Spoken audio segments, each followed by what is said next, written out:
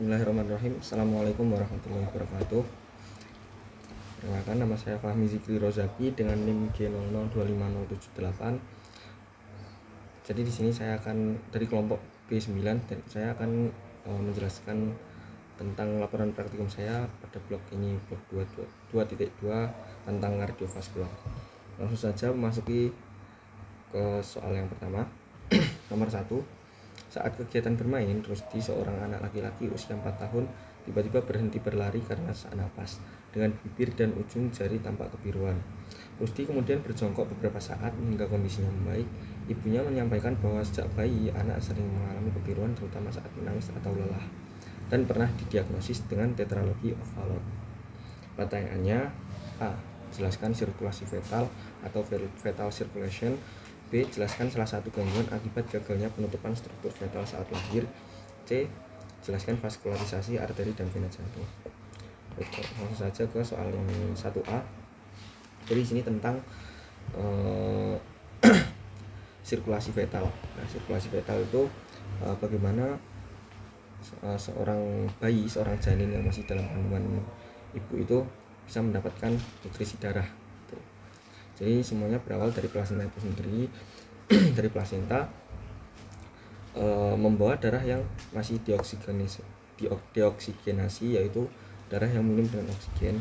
Nah, itu dibawa melalui vena umbilicalis. Nah, di vena umbilicalis lalu disalurkan menuju ke ductus venosus, lalu ductus venosus dibawa menuju ke vena cava inferior. Nah, setelah dari vena cava inferior lalu menuju ke atrium kanan. Atrium kanan nanti ada yang dibawa ke foramen oval, lalu juga ada yang dibawa ke ventrikel kanan. Jadi yang melalui foramen oval nanti tidak melalui ventrikel tapi langsung menuju ke atrium yang kiri gitu. Lalu di sini yang ventrikel kanan tadi melalui truncus pulmonalis lalu menuju ke paru-paru, lalu ke vena pulmonaris, baru ke left atrium, baru ke atrium kiri. Lalu tadi yang dari truncus pulmonalis juga ada yang langsung ke ductus arteriosus lalu langsung menuju ke aorta. Di sini kita lanjut melalui yang atrium kiri terlebih dahulu. Nah, ketika sudah sampai di atrium kiri, lalu selanjutnya akan bawa ke ventrikel yang kiri. Nah, ventrikel kiri akan menuju ke aorta melalui menuju ke aorta. Nah, setelah ke aorta dibawa ke sistema sirkulasi, lalu ke arteri umbilicalis, lalu selanjutnya dibawa kembali ke plasenta untuk menutrisi sang janin melalui plasentanya itu sendiri gitu.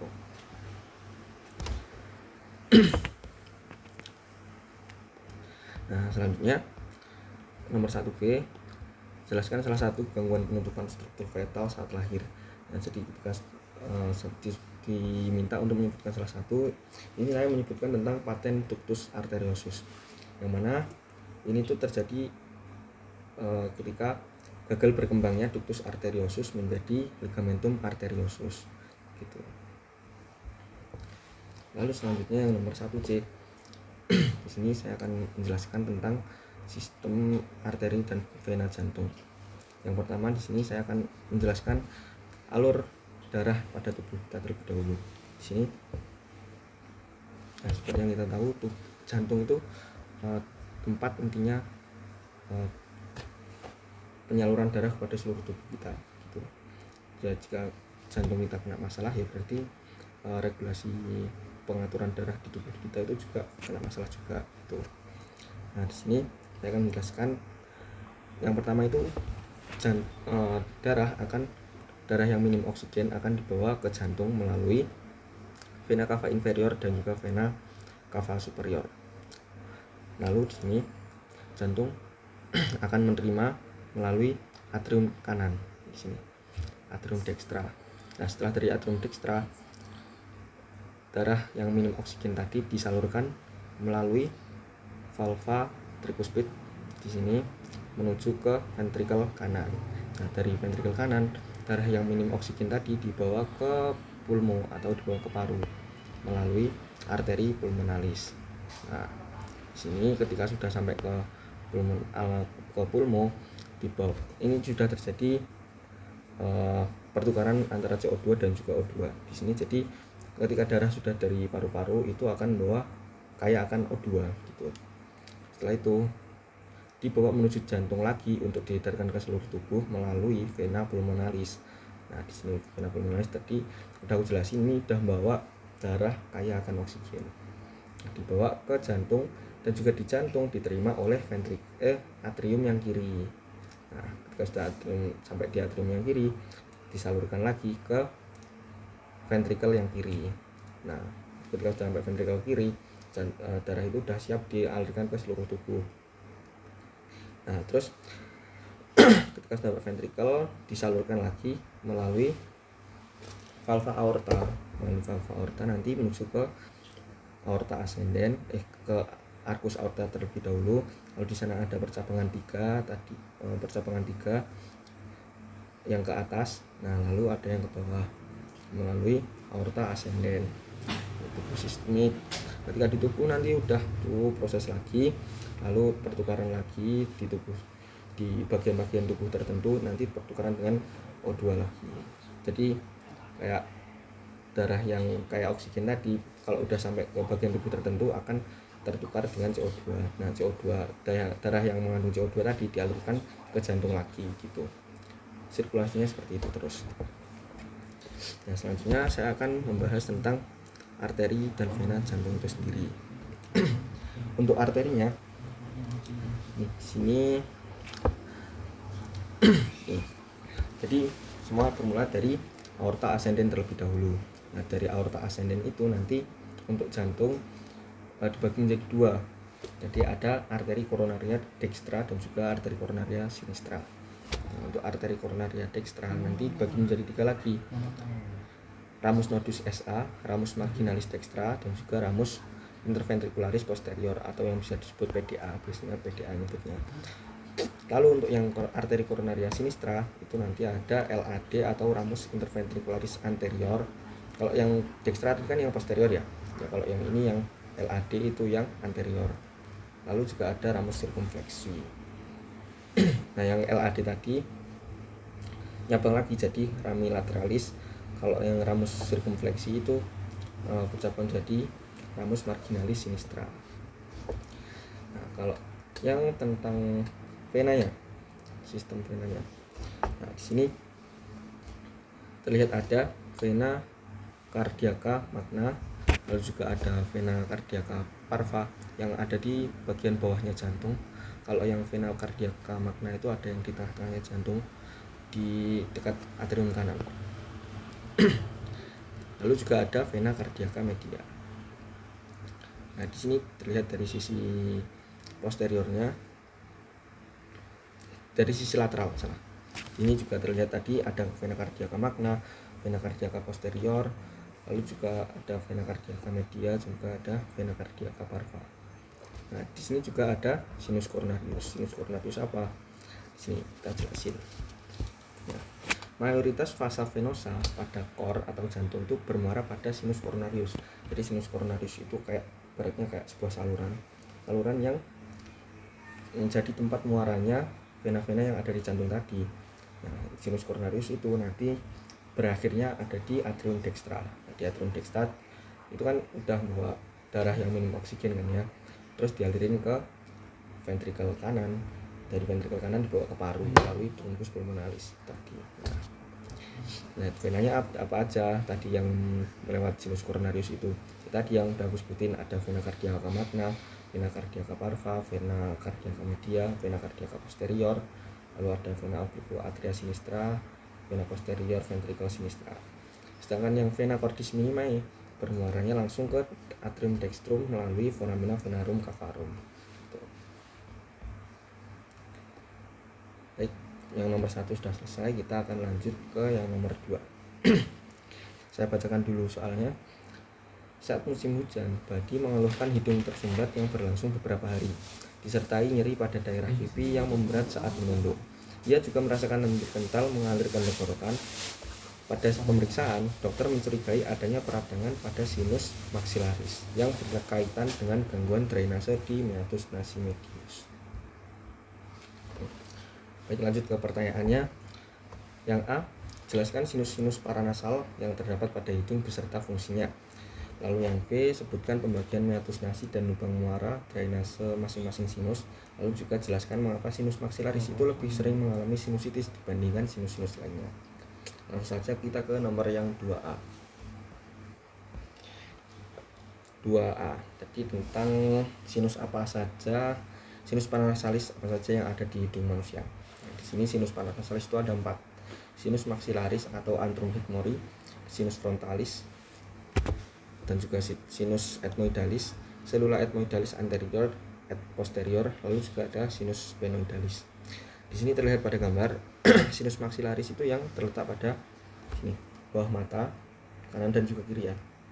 Lalu untuk sinus frontalis itu yang ada di atas mata bagian sini, bagian hidung bagian atas, lalu yang agak nempel ke mata bagian atas.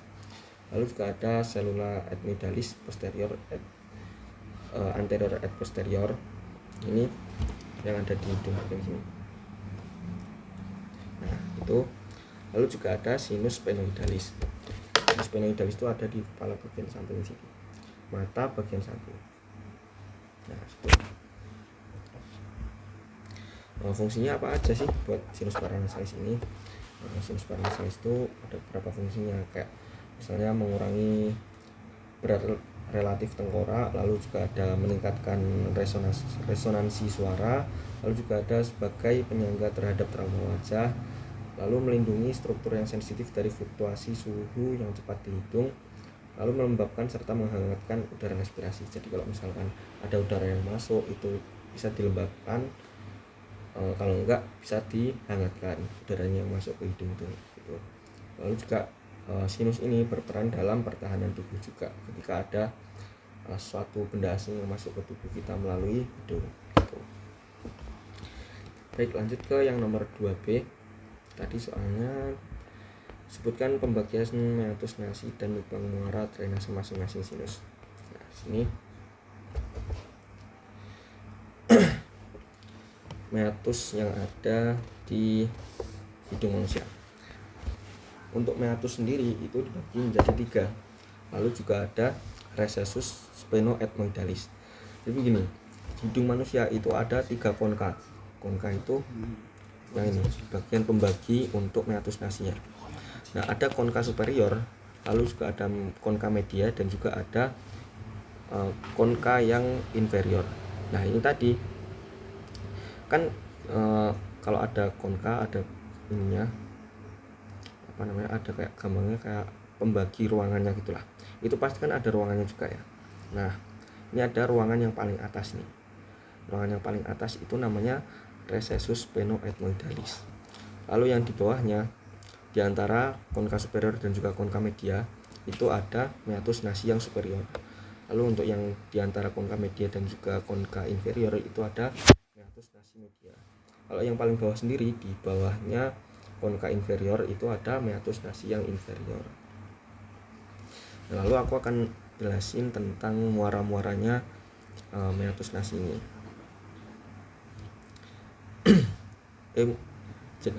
Bukan gitu, lebih ke meatus nasi ini muara dari apa gitu. Nah, yang pertama recessus sphenoethmoidalis. Nah, recessus sphenoethmoidalis itu muara dari sinus sphenoidalis. Lalu yang kedua ada meatus nasi superior, muara dari selula ethmoidalis yang posterior. Lalu juga ada meatus nasi media ini tadi yang diantara konka media sama konka inferior. Nah, itu ada bangunan-bangunan. Yang pertama ada bula ethmoidalis. Nah, itu muara dari selula ethmoidalis media. Lalu juga ada hiatus semilunaris, itu muara dari sinus maxillaris. Lalu juga ada infundibulum ethmoidal. Nah, itu muara dari sinus frontalis dan juga selula ethmoidalis anterior. Lalu juga ada processus incinatus. Nah, itu batas bawahnya dari hiatus semilunaris tadi. Nah, tadi kan yang meatus nasi sama meatus superior sama yang sphenoethmoidalis kan sudah. Tinggal yang meatus nasi inferior itu muara dari apa? Meatus nasi inferior itu muara dari ductus nasolacrimalis. Nah, ductus nasolacrimalis itu fungsinya buat mengalirkan air mata dari saccus conjunctivus oculi. Nah, jadi ductus itu berawal dari ujung inferior saccus lacrimalis pada dinding anteromedial orbital. Gitu.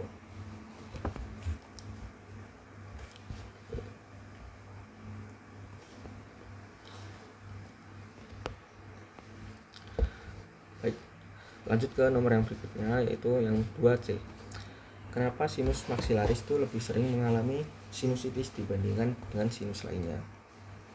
Nah, kenapa? Karena sinus maxillaris itu muaranya menghadap berlawanan dengan arah gravitasi, yang mana muaranya itu menghadap ke atas. Nah, dan juga sinus maxillaris ini terletak di antara mulut dan mata, yang menyebabkan lebih rentan terkena infeksi atau yang bisa disebut sinusitis itu sendiri. Mungkin cukup sekian yang dapat saya sampaikan pada laporan praktikum kali ini.